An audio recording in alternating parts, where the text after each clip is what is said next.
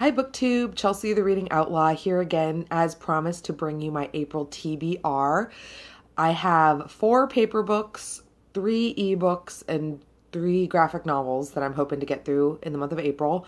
And that sounds ambitious, but a lot of them I've already started, so it's really just a matter of kind of tying up some loose ends. I'm going to go ahead and talk about the ebooks first so I don't forget. And as always, I'll put a picture of the cover right here so you guys can see what I'm talking about. The first one is Soulless by Gail Carriger. I first heard about this book over on Lindsay Ray's channel, and it seems like since then it's just been popping up absolutely everywhere. This is the story of Alexia Terabati. She is soulless, and she exists in kind of a steampunky 18th century London where vampires and werewolves are also present. And it's important that she is soulless because in this universe, being a werewolf or a vampire is the result of having too much soul. And so her soullessness means that anytime she touches a werewolf or a vampire, they lose that aspect of them. Vampires lose their fangs, werewolves become less hairy, all of that kind of stuff. They can't kind of do their supernatural things when they're in her presence. It's amazing. So far, it's so good. It's the first of, I think there are 4 in the first part of the series, which is called the Parasol Protectorate. And it's so good. So good. The writing is just so lush and decadent. It's one of those things I love about kind of pseudo-Victorian steampunky novels. Not to mention there are just all kinds of good sexy times. Alexia is super fierce. Lord Macon is just like, who's like the main werewolf man that she's kind of working to solve the mystery of the book with. He is to die for. He's so good. One of the best kind of leading men I've read in a really long time. I'm a little bit less than halfway done with this, and I'm super, super excited to continue. The next ebook I want to finish up in the month of April is Almost Famous Women by Megan Mayhew Bergman. This is the short story collection I'm working on right now for Short Story Saturdays, which you can always read on my blog, which I will link in the box down below. Do you see what I did there? But these are short stories that all focus around actually almost famous women. So the one I just finished reading was about the illegitimate daughter of Lord Byron, who is a real person. We've also had, the cousin, I think it's the cousin of Edna St. Vincent Millay, either her cousin or her sister, as well as some other like political figures and pop culture icons that I had no idea of. I have not Wikipedia'd as much stuff in a book, probably since the last time I was reading like a Mary Roach. I am fascinated by these women. I've looked almost all of them up.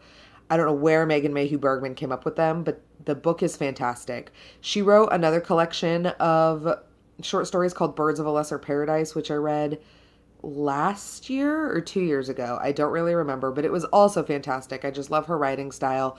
She has this way of being both incredibly succinct at the same time that she's incredibly lyrical, and I don't really know how she does it. Excuse me. I don't know why I'm like covering my mouth when I cough, probably because it's polite, not that I'm worried about like infecting you all with germs in the internet world.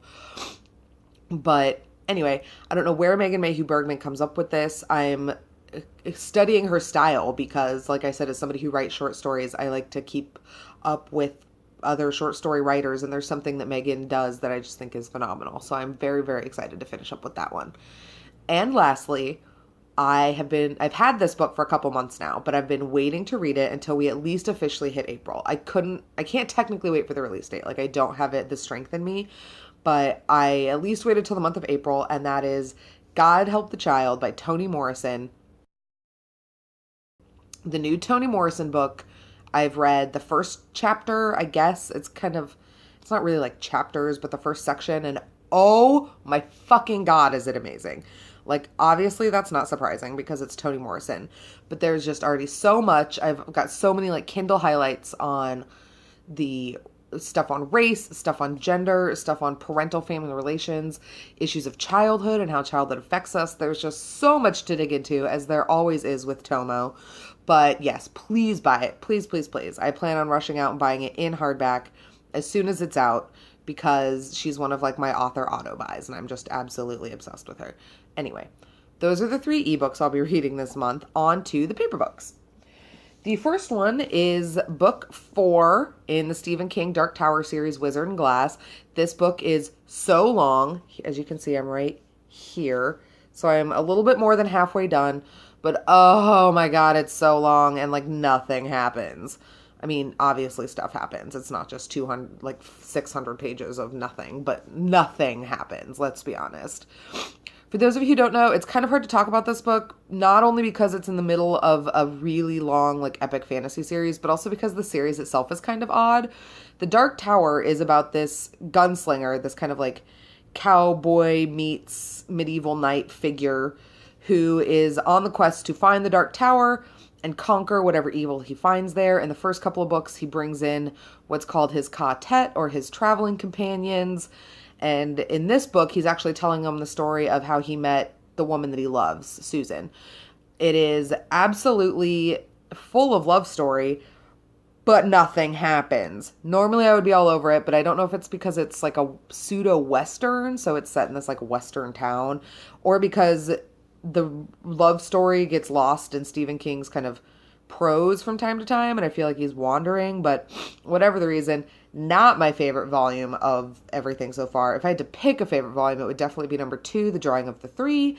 That's when Roland meets all of his travel buddies. There are 3 books after this, 5, 6, and 7. The Wolves of the Kaya, Song of Susanna, and The Dark Tower. I will be finishing these books by the end of 2015. I've been reading the series for literally the last like 3 years. I'm done with it just being lingering there. This is my resolution, my putting it forward into the universe that I will finish these books by the end of 2015. Starting with hopefully this one by the end of April. The next 2 books you already saw me talk about if you watched my library loot video. If not, you can go check that out right now. I'll link it down below. The first one is Shards of Honor by Lois McMaster Bujold. This is the first in her Vorkosigan Saga series. I think that's how you say it. I'm still working on it, guys. I'm kind of new to the sci-fi thing, so bear with me. If you guys have pronunciation guides, I'd be more than happy to have them.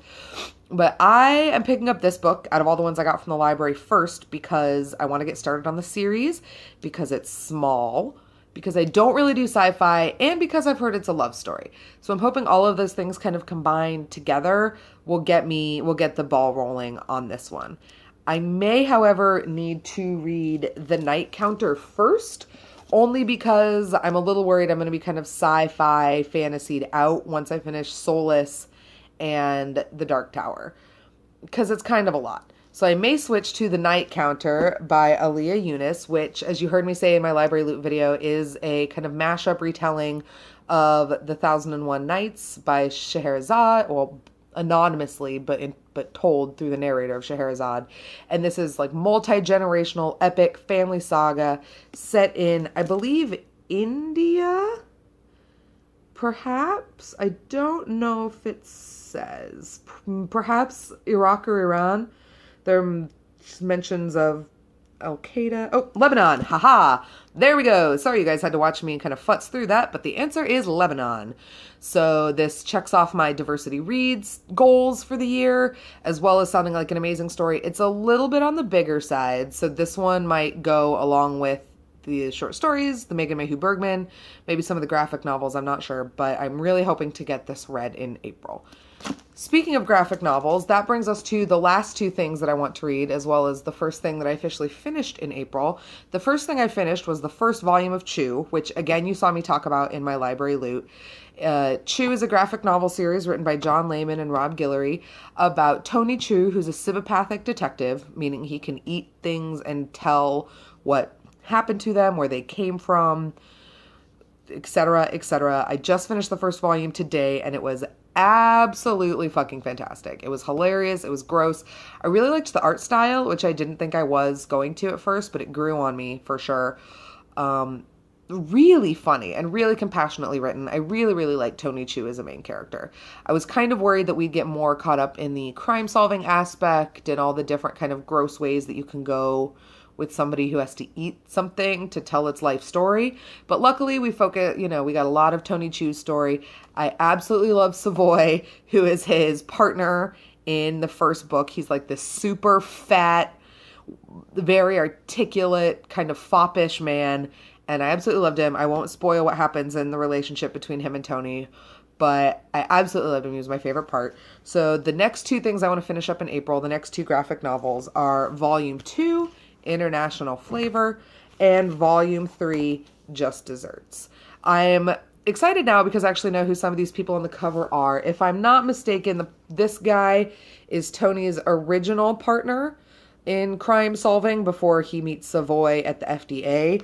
And this lady is the woman that Tony loves. She has this ability where she can write about food like literally so clearly that you taste it.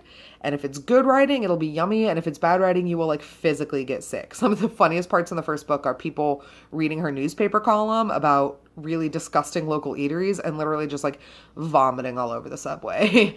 Like I said, the book is kind of gross. So if like gross funny isn't your thing, I might steer clear. But you probably shouldn't, and you should read it anyway because like I said, they're fucking brilliant. Super impressed. And that will just about wrap up my April TBR. Like I said, I'm super excited. Taking care of Will and being up late at night means I get lots of e-reading done. So I'm hoping to knock those 3 out first. The next one will probably be Wizard and Glass because it's like the Sword of Damocles and it's just lingering and I cannot have it there anymore. Other than that, as always, feel free to comment down below, like, subscribe, follow me on the social media. Let me know if you've read any of these books. If you've read The Dark Tower, let me know if it gets better. I'm really hoping it does. If you've read any of the other books I'm reading, let me know what you think about them. Let me know if there's books that I have not even mentioned that I should be reading. I'm sure there are. Other than that, please just hit me up whenever you find me on the interwebs. All right, I'm no good at outros, so that's going to have to do it for today. Bye, guys.